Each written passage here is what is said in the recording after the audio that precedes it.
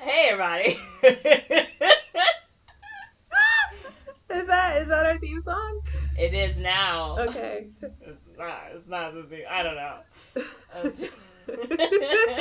I like it.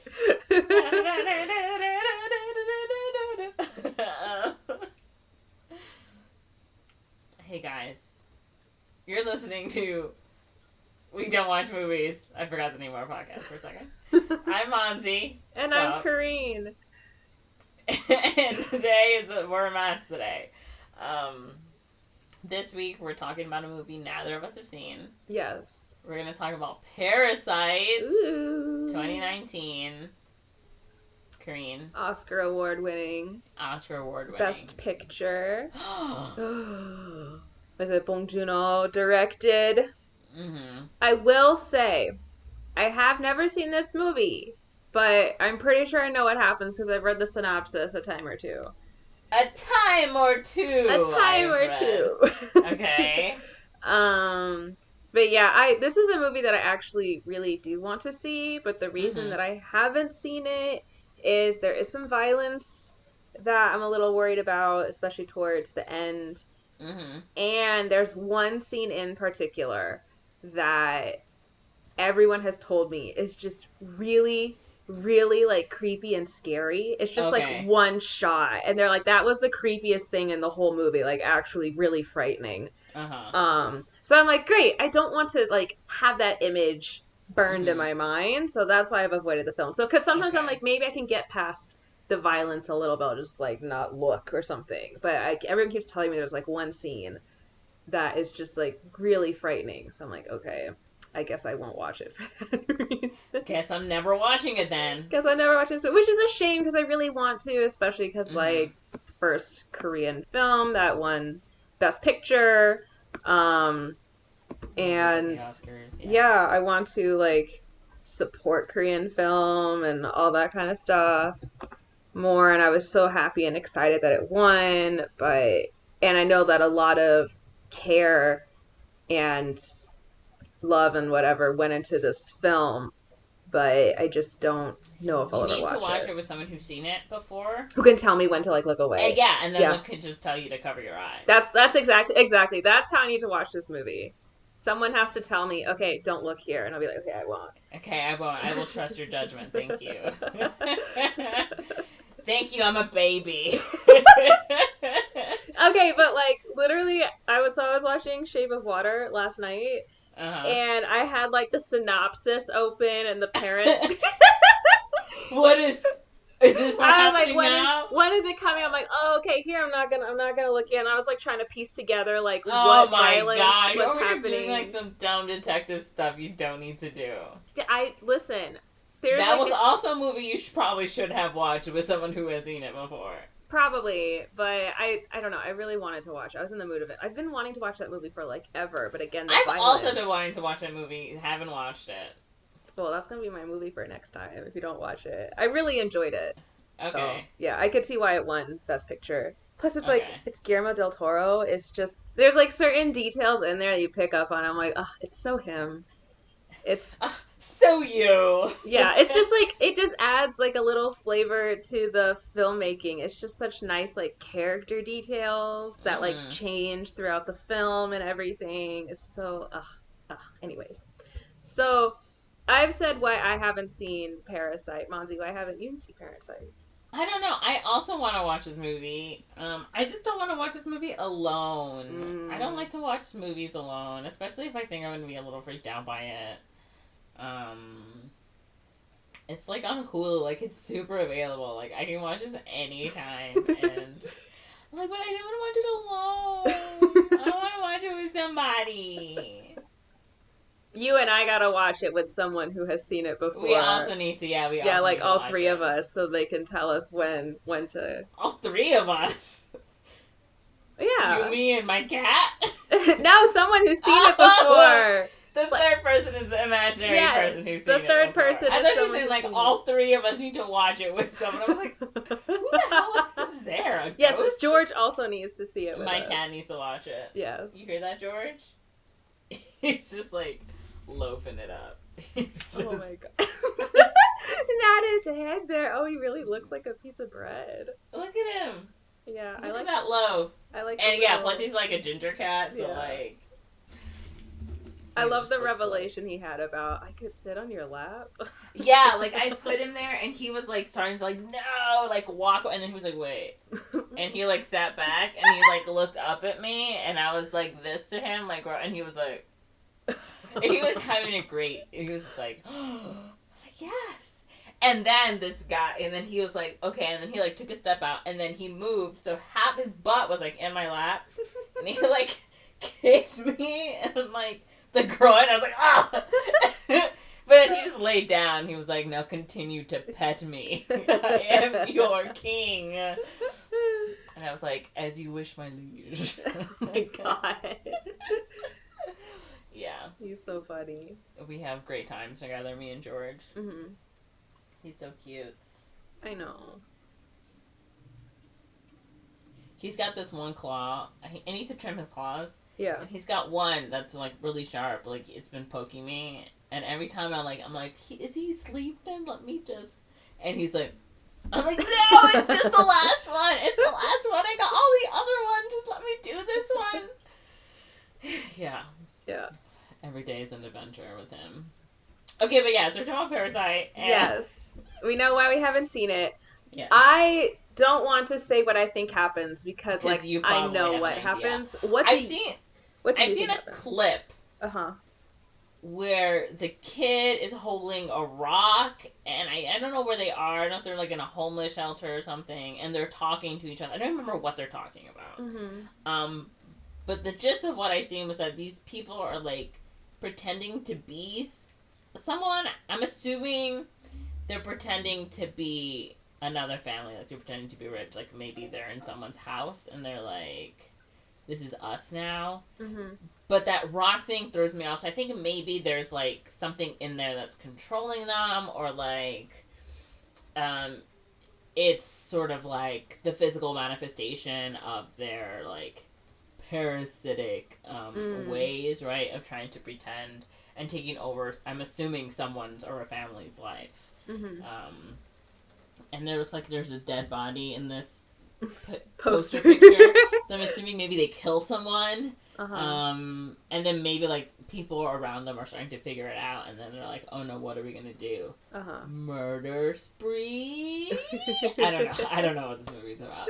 I know that the lady, the mom, I think it's the mom, the wife is in a lot of K-dramas I watch, so I really like her as an actress. I guess I've seen her in a lot of K-dramas. Cho Yojong? Let me see. Or let me see. Or Jang Hae-jin. Just try this other one. She's in The Servant, The Concubine, Obsessed, I Need Romance, Lovers The Housekeeper. Yeah. Jung-un. I don't know if I said that right. Yojong? She's the one who has all these credits. I know. It just says she's the housekeeper. Lee Jung-un. Oh. Okay, let me look her up. She's not the mom. Oh, she's the... Jung-un. Lee Jung-un. Okay. Yeah, Lee Jung-un. Oh, I see. She's in a lot of movies, for sure. And a lot of TV series, yeah. Yeah, she's in a lot. I've seen her in a lot of stuff. Oh, My Lovely Girl.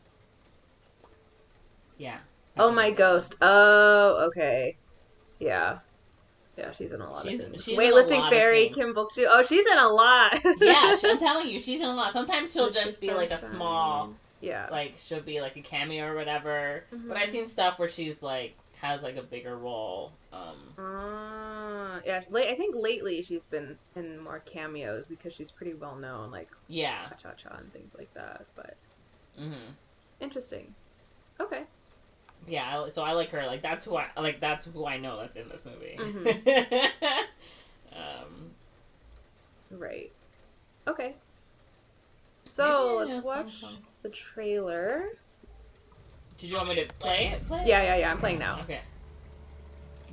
Communication. Look at free extermination. That's hilarious. That's something my mom would say. 부모님 얼굴도 뵙고 좋더라 건강들 하시고 일거리가 없으셔도 네가 내 대신 얘 과외 선생님 줘야지. Okay. 대학생인 척하는 거? 불안을 좀 Just fake 씹어. it. Okay. 이 좋은 실력으로 왜 미대는 맨날 떨어지냐?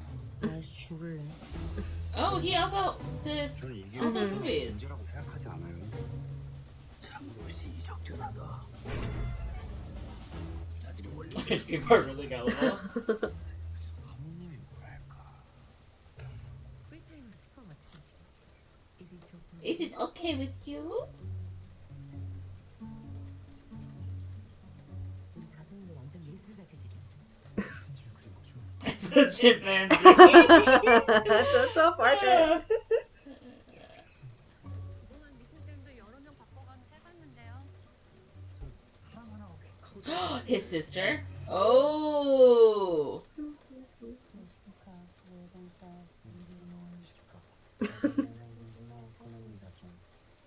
It's Chicago, Illinois, not Illinois, Chicago. You expect Parasite to be one thing, but it's meeting something else. Ooh. They're nice because they're rich.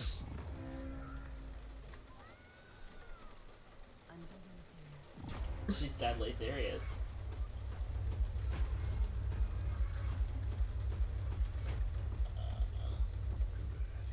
What is? What was it? Was that ketchup? Were they putting ketchup on a pizza? Yeah. That is disturbing. I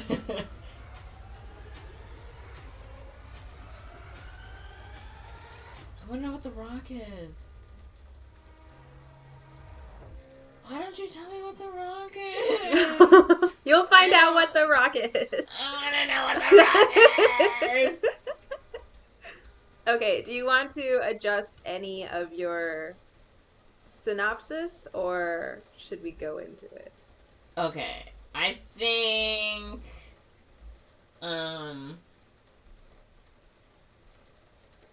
okay, alright, I think that, yes, super poor, he pretends to be this teacher, whatever, and he gets his sister in there, and then I think he probably brings in, like, his mom and his dad, Mhm. and then maybe they slowly start to take over, like, their lives in a way, like, I don't know if that makes sense. Mhm. If that makes sense. I don't know how. Like, The Rock tells him to do it. I wonder what the Rock is!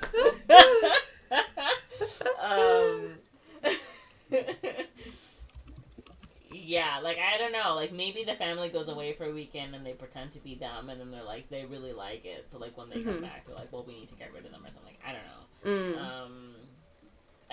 And I think The Rock has an evil property or something. Like, I really want to know what this rock is. Like, oh my god. Okay. Have you seen that Bob's Burgers episode where they find the, what's it called? Oh my god. It's like whale poop. What's it called? Like, what's it actually called? Like, Isn't whale? the ambergris or whatever? Oh, ambergris. Ambergris. Yeah. Like, every time I see this rock, I think of it as, like, the ambergris Uh-huh. from Bob's Burgers. Like, what is it? Like, what is it worth? Like, what is this thing? Like, what it... Like, anyway. Okay. I am quickly looking up this movie in Korean so I know what the Korean spelling of these characters' names are. Okay. No, keep this in Korean. Why did it translate it? Here we go. Okay, Kitek. That's what I thought. Okay. Alright. Huh? Which synopsis are you doing? I'm doing the Wikipedia synopsis. Oh, okay. So Yeah. say that IMDb one's pretty long. I don't know if you wanted to... The Wikipedia one's pretty long too. I just wanted Okay. to double check the spelling of the names. Okay. Oh, they're right here in here. I didn't have to do all that. QQ. Yeah, go to cast. Yeah, it's got the names. Kim Ki-jung. Okay. Okay, got it. So, the Kim family, father Ki-taek, mother Chung-suk, daughter Ki-jung, and son Kyu, they live in a small semi-basement apartment. And they have a low-paying temporary jobs holding pizza boxes and struggle to make ends meet. I like how that is a job. Mm-hmm. Because, like, if I go to Domino's, I just see the workers doing it. Yeah. I like that it's outsourced. Is that a dumb way to say that? I don't know what to, like... I like that is, like, an actual job in a way, right? Like, it makes sense. Like, why not just pay someone to do it for you? Like, and it probably pays, like, a homeless person, whatever, like, that makes sense to me. Yeah. Anyway. Yeah, and it's, like, probably super low paying, too, because it's, like... No, yeah, but it's, like... boxes. You know, it's not, like, your job, right? If you're struggling, to me, it's a good way to, like, just get some supplemental income. Like, I don't know. I'm just, like... We don't have that here, so it feels that's what I'm saying. novel. Like, yeah, like, oh, right. Like, if you're a homeless person, right? Like, maybe you can't get a job, but like, if you have something that will give you, like, even just like that minimal amount of income, you know, maybe while you're trying to get back on your feet or whatever. Like, I think that's pretty smart. Okay, so Kyu Kim is a young man living in poverty in the slums of a nameless South Korean city with his family. So his father, Ki-taek, his mother, Chung-suk, his sister, Ki-jung. The family lives in a garden unit, so sub-basement, where they struggle finding a Wi-Fi signal to sneak into in order to get access to the internet to watch TV. They get fumigated on, and they have to watch men urinating in the alley outside their home. Hot. They make ends meet by doing menial tasks such as folding pizza boxes, and even then, they get criticized by the pizza employees for messing up the boxes. Oh my god! Kyu's wealthy friend, Minhyuk, pays the family a visit, giving them a gift, a rock that is supposed to bring those who have it wealth and prosperity. Thank you, Minhyuk, for giving them this rock. I have my answer. Thank you. He then tells Kyu that he has been tutoring the teenage daughter of a very wealthy family. He is leaving to study abroad, but is in love with the daughter and knows that any of the other university boys would steal her away. But you're too poor to fall in love. Yep. He wants Kyu to be her tutor, knowing he will watch over her so that Minhyuk can propose to her once she graduates high school. Okay. Kyu knows he isn't qualified since he isn't in college, but Minhyuk promises to vouch for him, and so he agrees and has Ki-jung forge credentials for him to take to his interview. Okay, so that's what the sister was doing in the trailer then. She was creating the fake credentials. Mm-hmm. Okay. Yeah. So Kyu interviews at the very wealthy Pak family where he meets Mr. Pak, his scatterbrained wife Mrs. Pak, and their children, teenage daughter Dahae and young son Dasong. Double check this. Dahae and then Dasong. Okay, yeah, I said that right. Dasong had a traumatic incident where he saw a ghost in the house. Wait, you skipped a line. Oh, sorry, I skipped a line. You're right. Kyu realizes he needs to flirt with Dahae to get the job, and he does. Mrs. Pak pays him an exorbitant amount of money and mentions they need an art tutor for Dasong. Dasong had a traumatic incident where he saw a ghost in the house and had a seizure and has been needing help with his art. Okay. Kyu introduces them to Ki-jung, who forges documents for herself and goes by Jessica. Jessica from Illinois, Chicago. Chicago, Illinois, Jessica! And she too begins making money hand over fist. When the Pak's limo driver takes her home, Ki-jung leaves her underwear in the car in order to get him fired. Oh my god. She then suggests her uncle as the new driver, who is really Ki-taek, the father. That's the dad, yeah. The last my goodness! Yep. The last position is that of the housekeeper, Moon Kwang. She has been working for the home since before the Pak family lived there. She worked for the previous owner, an eccentric architect. In order to get her fired, the Kims exploit her allergy to peaches, causing her to have allergic reactions. They then convince Mrs. Pak that she is seriously contagiously ill and cannot be around their son. She leaves devastated, and Mrs. Kim is given the job, fooling the Pak family into hiring the entire Kim family. Oh my god! This family is so conniving! Like, I can't even lie. Like, I am not a good liar. Neither am I.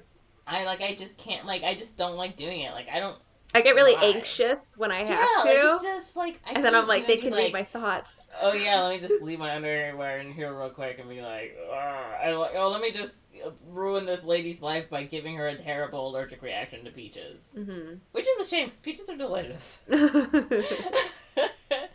That is terrible. Okay. Yeah. That is awful. But now they're not living in this terrible basement apartment and they're making Yeah, money. I get it. I understand why they're doing it, but I think it's like they just ruin these people's lives for this, right? Like, yeah. And I think if they are making a lot of money, like, why can't just the son and the daughter make that? Anyway, you know, okay, whatever. The Kim family enjoys their massive increase of income.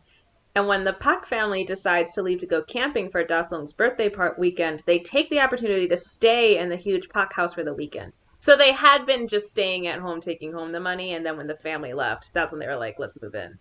Okay. They spend the evening drinking and eating and making a mess of the place when the doorbell rings. It's Moon Kwang. She claims she was fired so quickly she left without being able to get something and just wants it back. Mrs. Kim reluctantly lets her in, and Moon Kwang runs into the basement and begins screaming, opening a secret passage behind some shelves. She goes to her husband, Gun-se, who has been secretly living in the bunker ever since the previous owner moved out in order to hide from loan sharks. We haven't met this guy before yet, right? Nope. This is Moon Kwang's husband, and he's brand new. He was just like being the super creepy bunker man. Yeah. That is so okay. That's too, okay. Yeah, I know. I have no idea where this movie's going. Okay. She gives him food while Mrs. Kim looks on in horror. She tells Moon Kwang she needs to leave, and as Moon Kwang begs her to let them stay, the rest of the Kim family, who had been eavesdropping, falls off the stairs and into view, and they call each other dad, etc. They reveal that they're family, which Moon Kwang films on her phone, realizing the con the family has pulled. She threatens to send it to the Pak family and uses that so she and her husband can force the Kim family to do their bidding. Oh my, I did not see this. Okay. Oh my god. Okay. Oh my god. That is so crazy. Well, I don't understand why she went down there screaming. Is she like screaming for her husband? Probably to like open the door. I don't know. I don't know why she's screaming either. Okay. So this is crazy. I thought The Rock would have a bigger role. I know, you thought it was going to go in some, like, sci-fi direction. It's just a minor role. Because I always see The Rock. So, like, how important is this rock? Okay. So the Kim family manages to get the upper hand on them, getting them into the secret bunker, but the Pak family calls. They've canceled their camping trip due to rain and will be home in 8 minutes. 8 minutes? 8 minutes. We'll be home in 8 minutes. Yep. The Kim family scrambles, trying to clean up as much mess as they can, keeping the other two in the basement. They manage to do a good enough job that the rest of the family is able to hide, while Mrs. Kim gives the Paks their dinner. When Moon Kwang breaks out and runs upstairs, Mrs. Kim shoves her back down the stairs where she hits her head and is severely wounded. Oh my god. Moon Kwang and Gun-se are locked in the bunker. Mr. and Mrs. Pak end up sleeping in the living room in order to keep an eye on Da-sung, who is camping out in the background, forcing the Kims to stay under the table, frozen all night, even as the Paks complain about Mr. Kim's smell and then later have sex. Wait. Who is? So the Pak, the rich couple, the husband complains about the smell, which is from the dad. And then later they have sex on the couch. And but the rest of the family is like hiding under the table. Yeah, they're like hiding and hearing all this. Oh my goodness. I'd be like, ugh. Yeah. Okay. Eventually, in the dead of night, they are able to sneak out. They return home to find their apartment completely flooded with rain and sewage. Oh my god. Yep. Q takes the rock and the family sleeps in a shelter for the night. I think the scene I saw was when they were sleeping in the shelter. Yeah. And he's like holding the rock. Yeah, I think something that isn't really in here, I don't think, is that he finds the rock is like, I think it's floating. Okay. Yeah. So the next day, Mrs. Pak decides to throw an impromptu party for Da-sung. The Kim family, in their roles as help, are invited and have to pretend that they don't know that there are 2 people locked in a bunker under the house. Q takes the rock down into the bunker where Moon Kwang has died and is ambushed by Gun-se, who bludgeons him in the head with the rock. He then enters the party, Gun-se does, where he stabs Ki-jung in the chest. The party is the daughter. The sister. The daughter, right? Mm-hmm. Okay, yeah, the sister. The party explodes into horror and Da-sung has a seizure. Gun-se was the ghost he had seen in the house prior. That makes sense! The it all comes back. So oh my that God. scene that I'm like too scared to watch Is the is when stabbing scene? No, it's this scene, but also the scene where Da-sung sees the ghost, and it's like Oh. there's like these stairs that come up Mhm. and the floor and like the little handrail, and what you see is just Gunse's eyes like Oh, in that the is dark, and it's creepy. just like wide, like Oh super my God. very creepy, like it just comes up over the stairs. So my mom was like, that was the scariest thing in the whole movie. And I was like, oh my God, yeah, I don't want to see that. You're right, Mom. Okay. Mr. Pak screams at his driver, Mr. Kim, who is trying to stop Ki Jung's bleeding, for the car keys to take his son to the hospital, and he throws them to him. They land under Kunse, who is fighting with Mrs. Kim. She manages to kill him by stabbing him with a meat skewer. Oh my goodness. Mr. Pak gets the keys, but expresses disgust at Gunse's smell. This triggers Mr. Kim, who snaps and stabs Mr. Pak, killing him. Mrs. Pak faints as Mr. Kim flees. Okay. He gets the keys and he's like, oh, you smell, dude. Why does this trigger Mr. Kim? It's because Mr. Pak would complain about Mr. Kim's smell. So then he's complaining about Kunse's smell. So he's like, oh my God, kind of thing. Because it's like the poor people smell or whatever. Okay. Yeah. He stabs him. Yeah.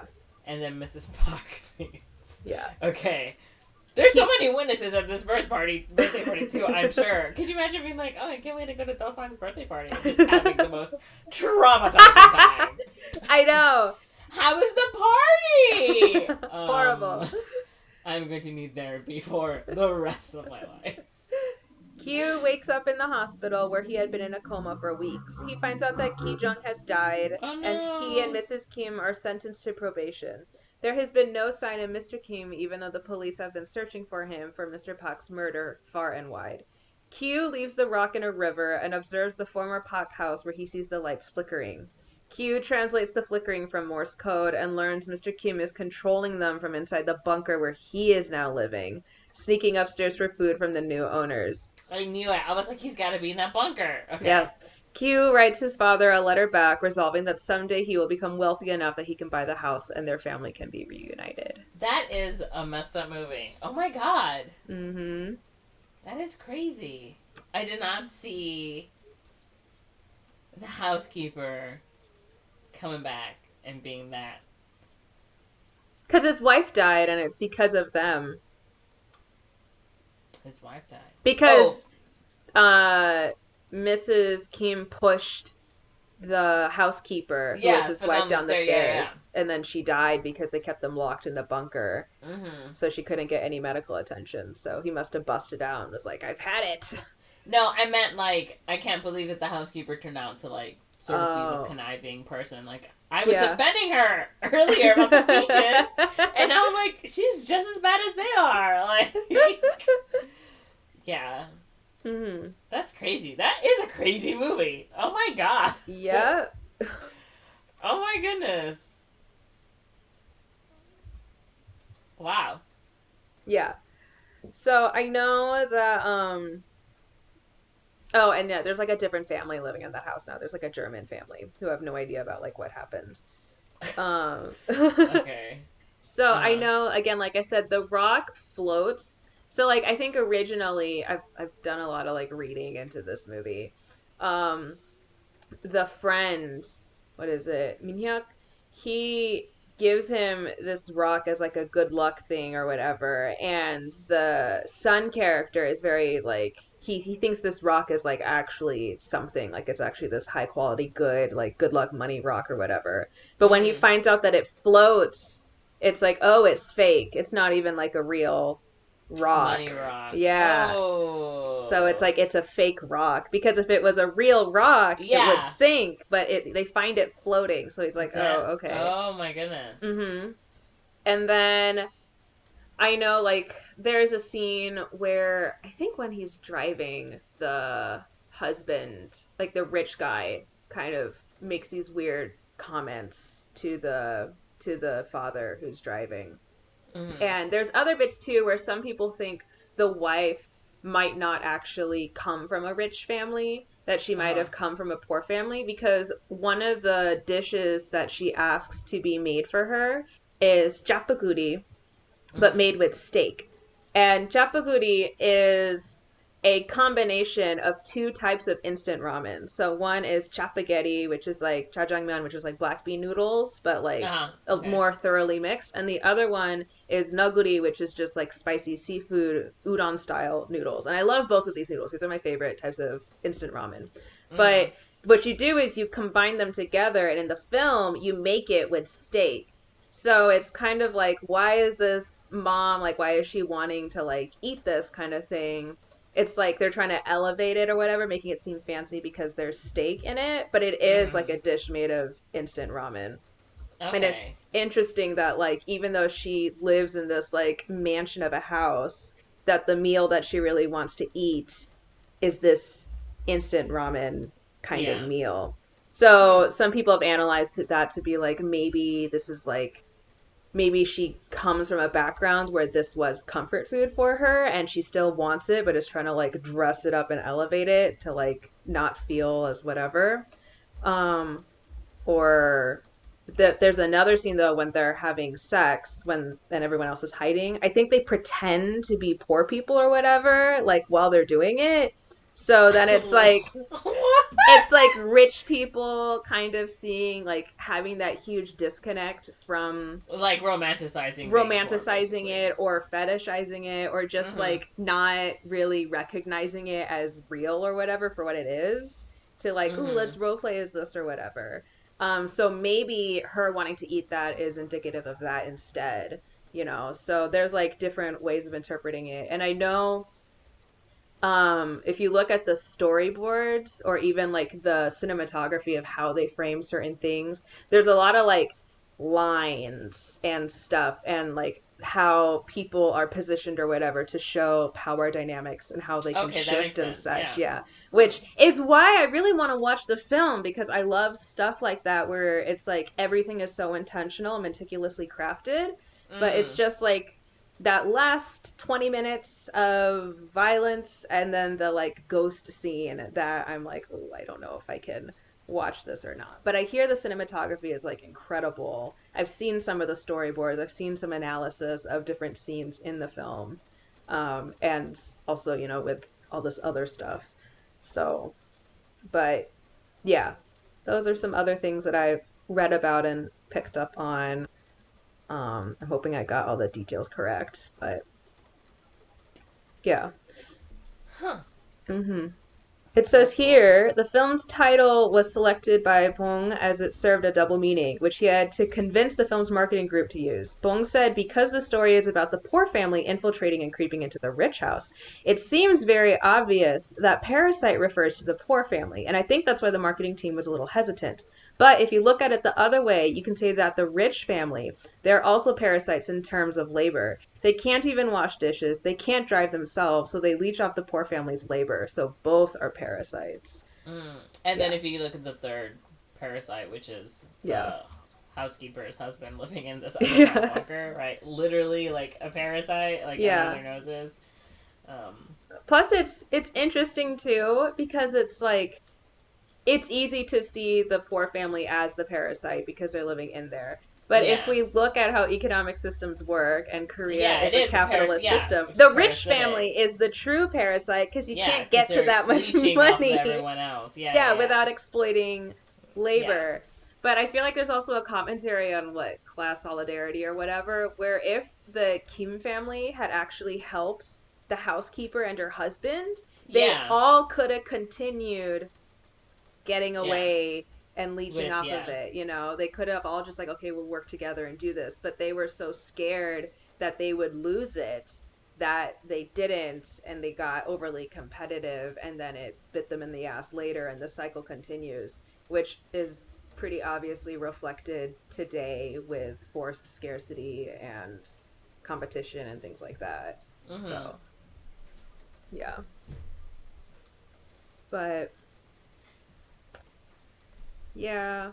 I have made chapaguri after this movie came out because one of the Korean food YouTubers that I followed, she was making it and she was like, "Oh, everyone wants to know how to make," because in English they call it ramdon or something, I think. Because like ramen and udon, even though in Korean it's chapaguri. Um, it's good. It is a good dish, but it's a lot of food. I've made it with Spam. It's pretty good that way. But I've also made it with just regular meat too. No steak? The first time I made it was with like beef or steak or whatever, and it was good. And then the second time I made it, I just used Spam. Although apparently Moongwang having an allergy to peaches was inspired by one of Bong's university friends having this allergy. Oh my god. Yeah. Huh. Mhm. This is really cool. Yeah. Yeah, this movie was crazy.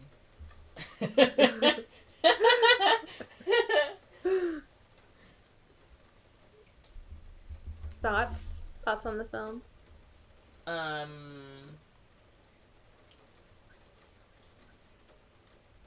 I still want to see it, but I still want to see it with somebody. Yeah. I still want to be like,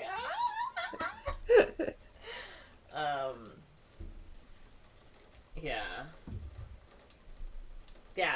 Yeah, I really didn't know what this movie was going to be about. Mhm.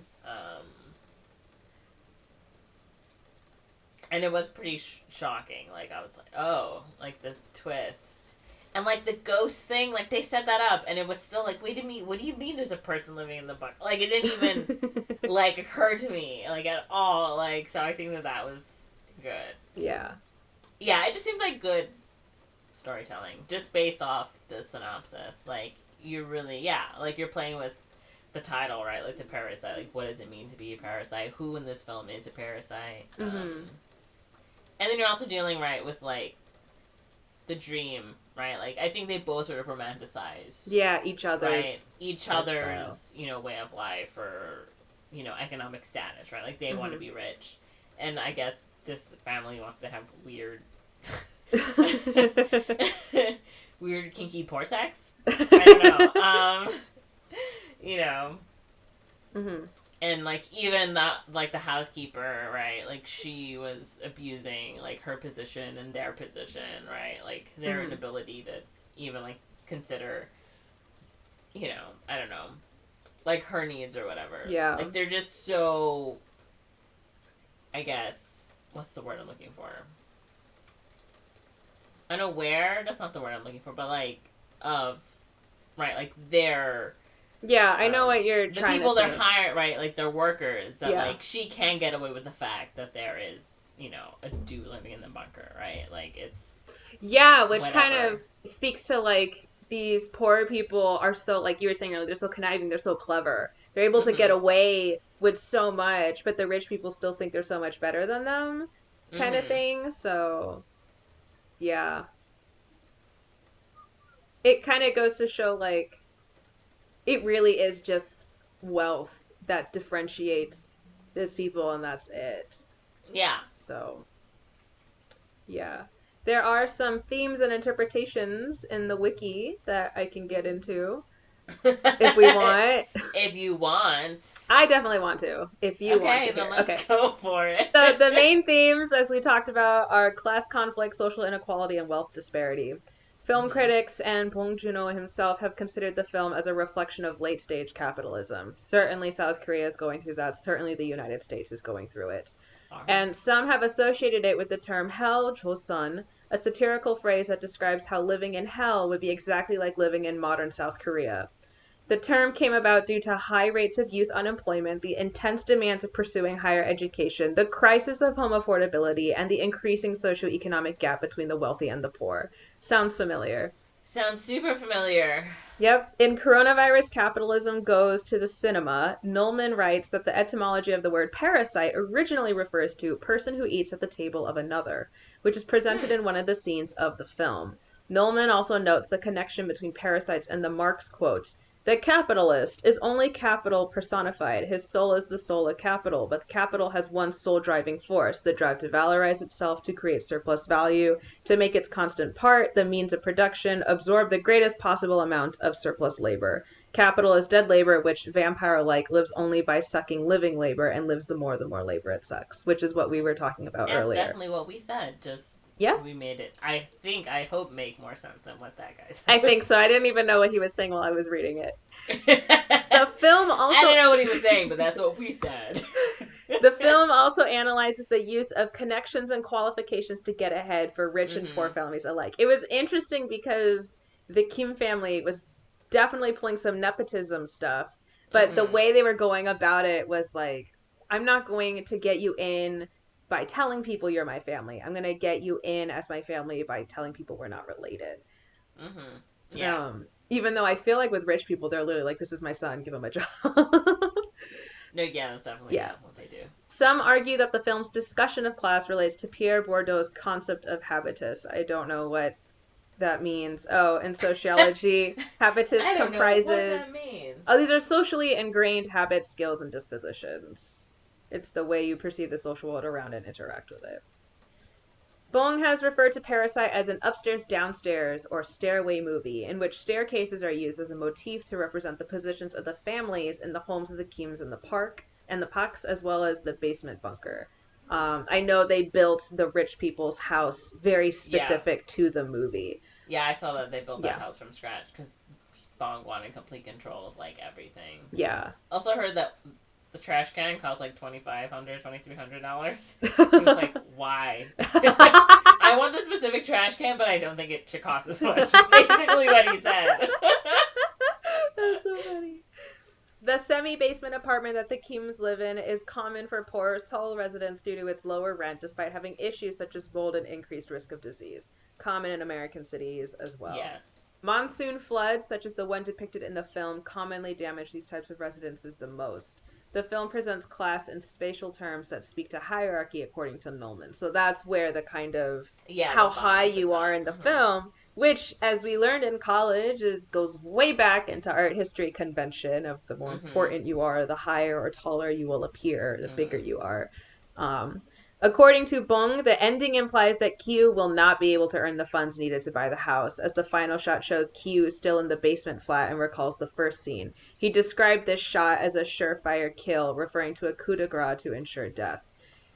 That is so depressing. I feel like it makes sense, though. It's like a multi-million-dollar house. And I know, but just like, I think just the way it's said, it's like he's never going to leave this apartment, you know? Like, not necessarily like he's going to make enough money to buy the house. Like, okay, that makes sense, but just the way it's phrased makes it seem like he's never actually even going to leave his socioeconomic status. Like, he's going to be poor forever. And he's going to, like, live his life constantly striving for this thing. Yeah. And just die disappointed.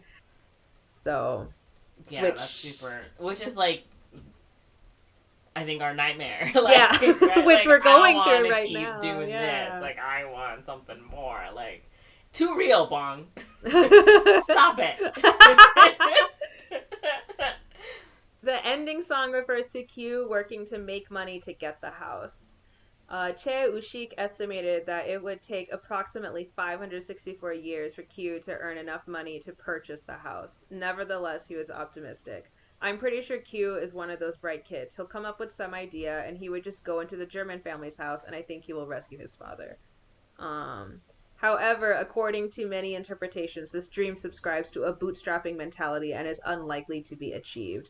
Furthermore, it does not address the fundamental problem at hand. Even in this fantasy scenario, Ki-taek would still be contained in the house by a legal system that would seek his prosecution and imprisonment. The forces that created and upheld the Kim family separation would not be undone, merely adapted to. Which is true. Even if he bought, like, literally the only way he can save his father is by buying the house. But the father would still be trapped in that basement. He can never leave. Critics have also considered the themes of colonialism and imperialism. According to Joo Hyun Park, the film plays out within the capitalist economic order inaugurated and upheld in Korea by colonial occupation.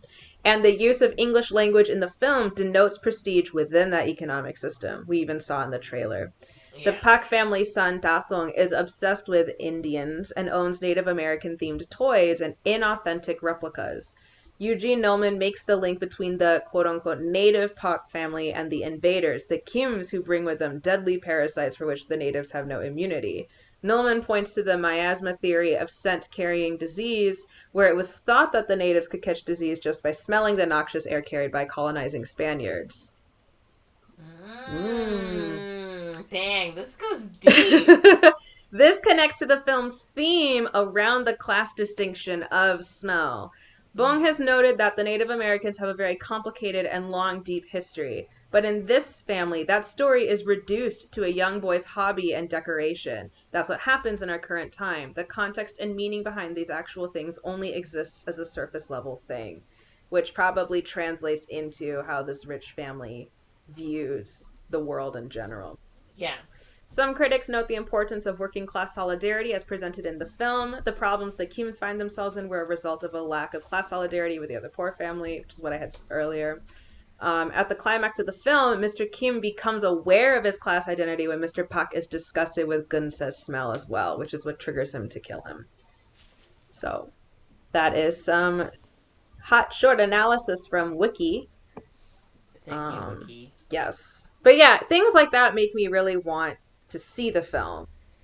No, yeah, it's a smart movie. Like, Yeah. even just, like, reading the synopsis, like, you can tell, like, it's a smart film. Yeah.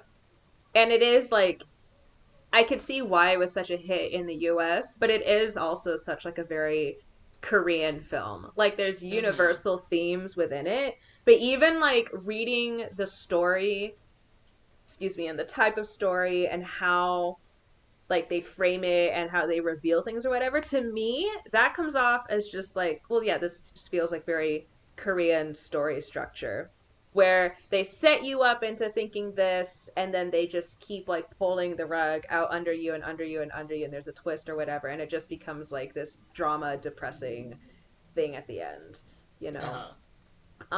And obviously, again, there's certain themes in there that, while maybe universal, are also equally specific to Koreans.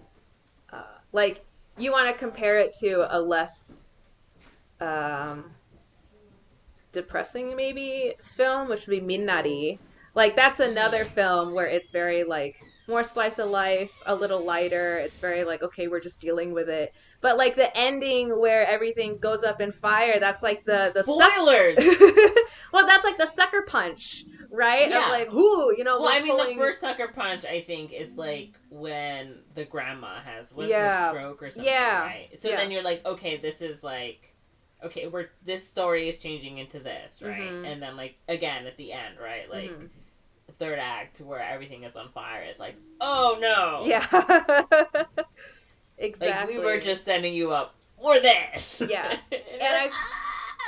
And I'm like, I've seen other films in Korean cinema. I wouldn't say that I'm, like, well versed in Korean cinema, but I've seen other films that follow that kind of structure. Like, there's one I'm thinking of where it starts off as, like, oh, this guy is, like, trying to kill himself and then suddenly sees ghosts after his attempt, and the ghosts are forcing him to do all these kooky things or whatever. And then it kind of starts to turn into kind of this romance bonding thing, and then the ending just sucker punches you, and, like, the emotions, and then you're just crying at the end of the film, even though it started as, like, clearly a comedy.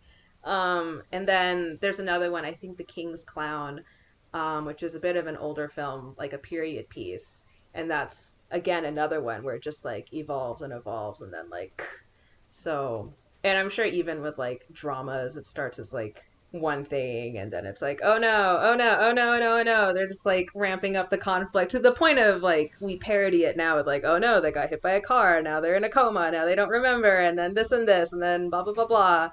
But I don't know, I still enjoy it.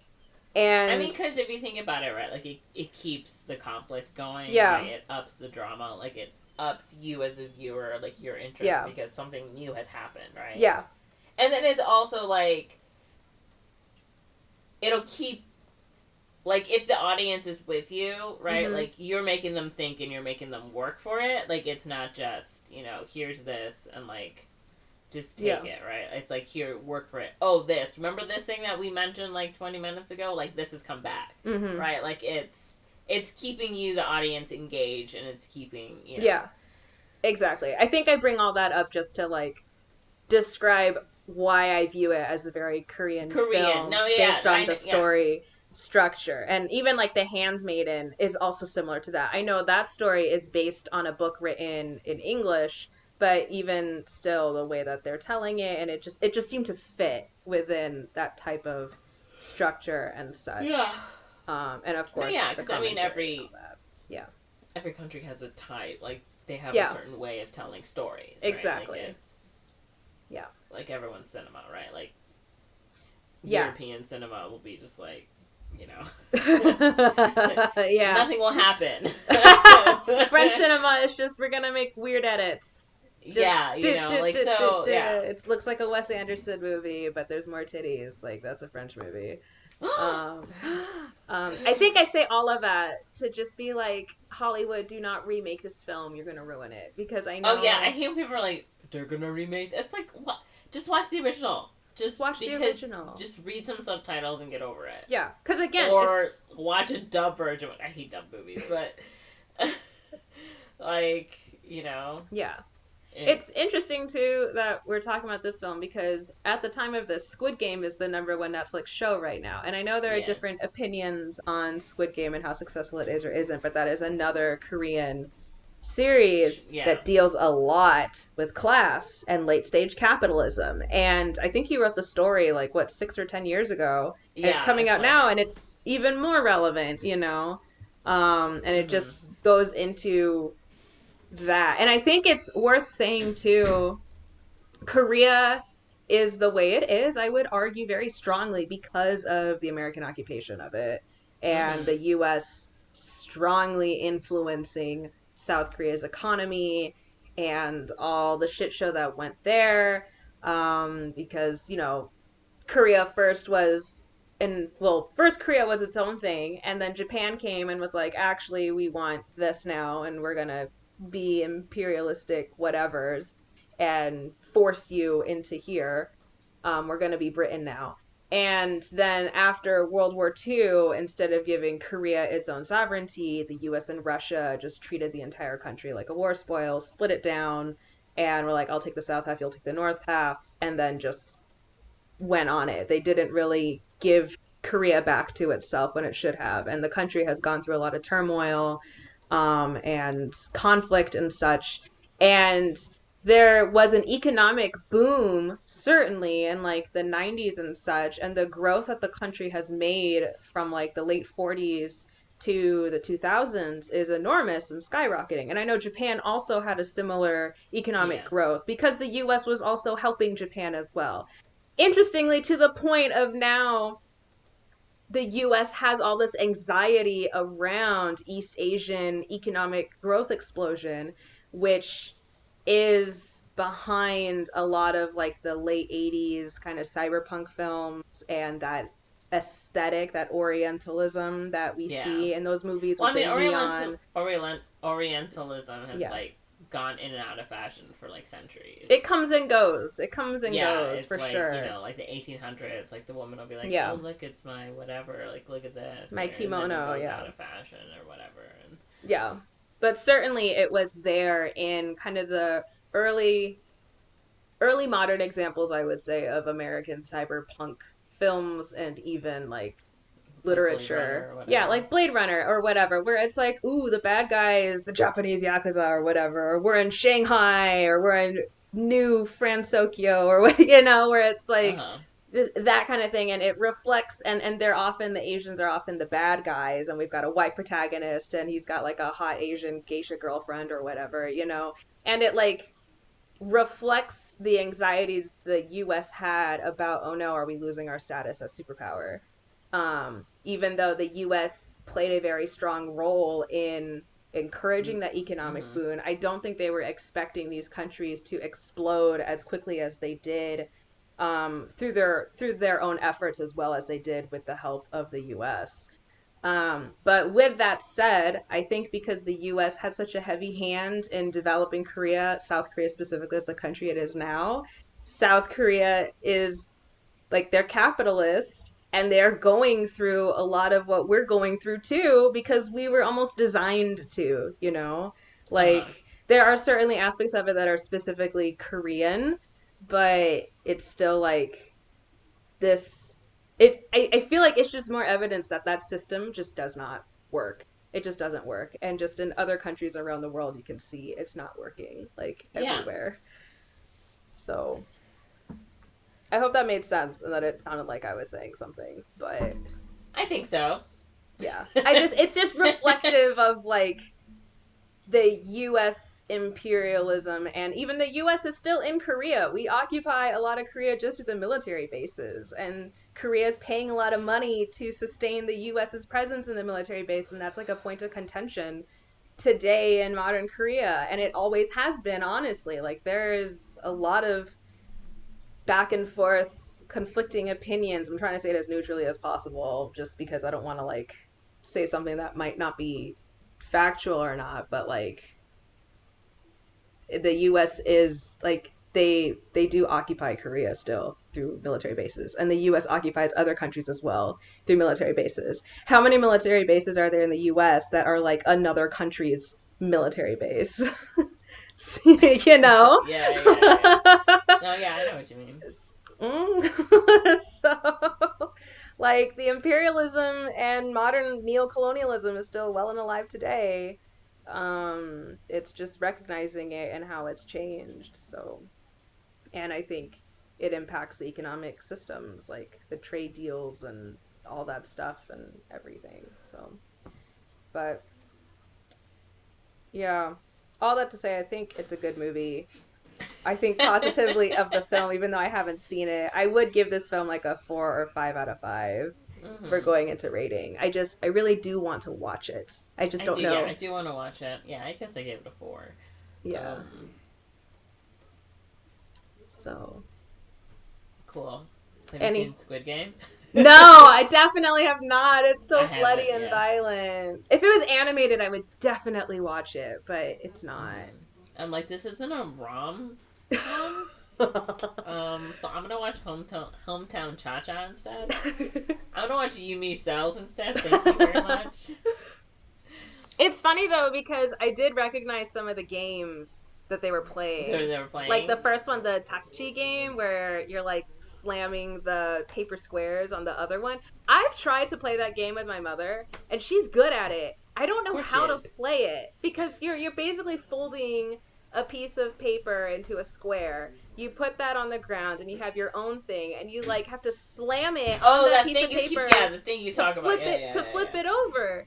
And I'm like, how? It's paper. But like my mom's like, you gotta make it out of like newspaper or like calendar paper or something, so it's got like a little bumpy or whatever, so you can flip it. And I remember playing it in the house, and we were all just like slapping it on the floor, but my mom's actually like flipping it over, and I'm like, I don't understand the physics of this. I don't understand how you're doing it.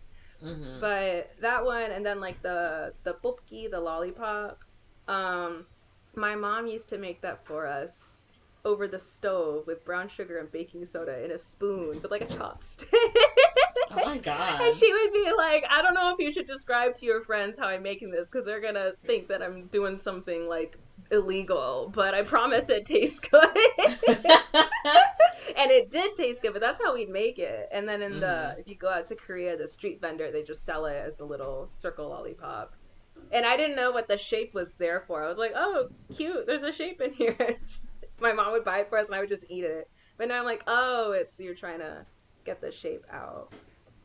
And then there were other games that he was thinking of including that he didn't.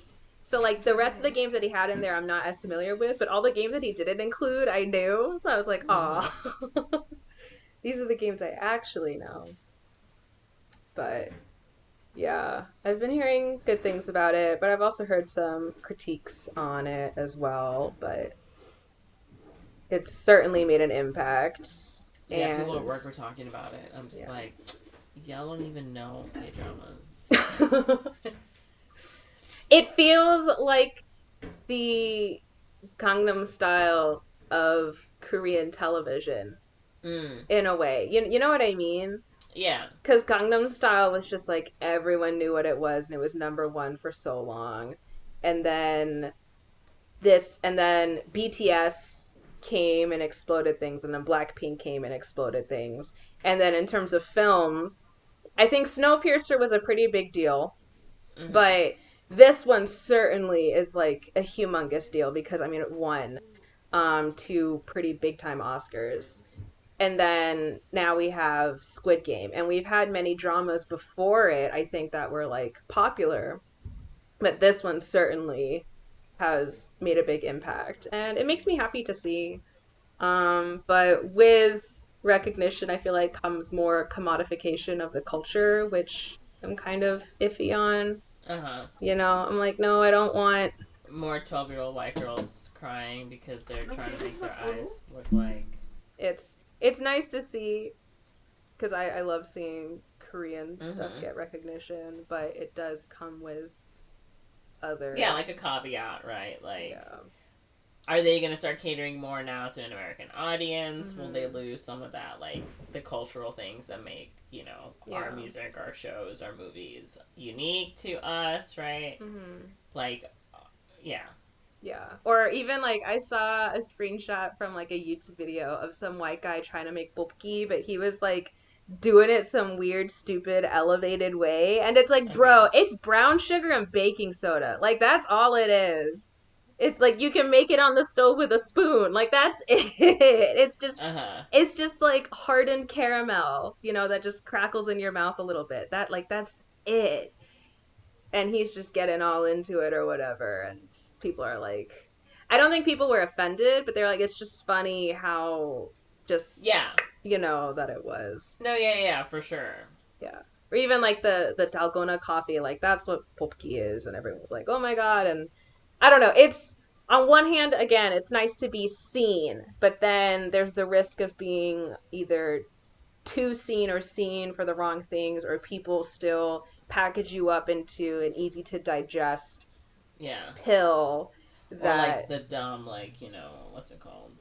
Cultural appropriation, Yeah, yeah, that yeah, yeah, sort of yeah, yeah, thing. Right? yeah, Like, you know. yeah, Like how people always wear those like dumb ugly chanclas, like those ugly sandals, and it's like mm-hmm. these are just huaraches, these are just like the Mexican sandals. Like, why are you selling these for $80 or whatever?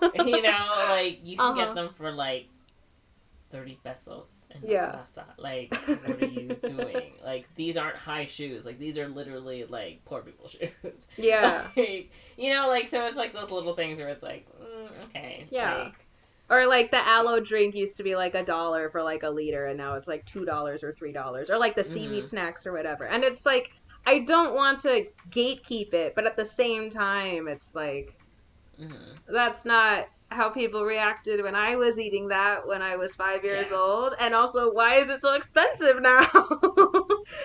inflation, Corinne. I'm like, I used to be able to get like 3 or 6 of them for like $2. What do you mean I have to pay $2 for one? This is insane. This is an outrage. Yeah. I remember like after Parasite was getting big, I went to the Korean grocery store to go buy my chapaghetti and my noguri because those are the two ramen I I like. didn't And have it was any. out. I was like, Of what course. is this? What do you mean? It was the only one that was out too. And I was like, what? And then it came back in. But I was so upset. What? I know, I was like, oh my god, no. But We need to restock before this person has a heart attack. Come on, let's restock. oh, funny story about Parasite. So it winning the Oscar. I really wanted it to win the Oscar. Um, the weekend, like the Saturday right before, which was like my last weekend pretty much in Los Angeles. I was with Jesse and I was filming one of my like drunk animal video drawing videos, but I got too overconfident with the amount of liquor I was drinking. So Okay. I had a bad night. Jesse had a bad night. Everyone had a bad night. It was all over the apartment. Anyways, so we had like a real bad night. And then the next day, I'm like feeling hungover, whatever, not feeling good. But then we finally we're like, okay, we're gonna go watch the Oscars though. And I was like, you know what? Because I had such a shitty night, that's going to be equivalent exchange for Parasite winning Best Picture. That's what I'm thinking. That would be fair. I've had a horrible night, so that means Parasite's gonna win Best Picture. And then Parasite won Best Picture. Jesse found an easy parking spot, and then Parasite won Best Picture. So, Wow. yeah, that's manifestation works in mysterious way. I've never been able to manifest anything. Well, you need to be careful because it might have you being very horribly sick in order to get what you want. With that said, um, Let us know what you think about this movie. Thanks for listening. Now we have to do our outro music. Oh, what's that?